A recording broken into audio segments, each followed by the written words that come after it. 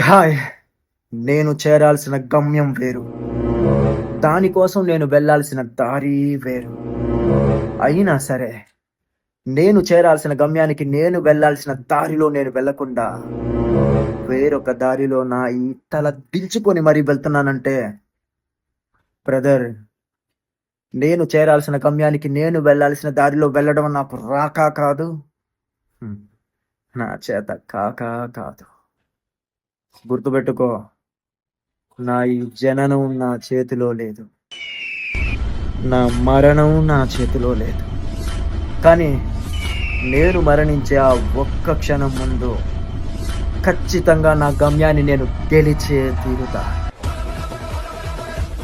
ఎందుకంటే ఇదేం శబదం కాదు బ్రదర్. శాసనం.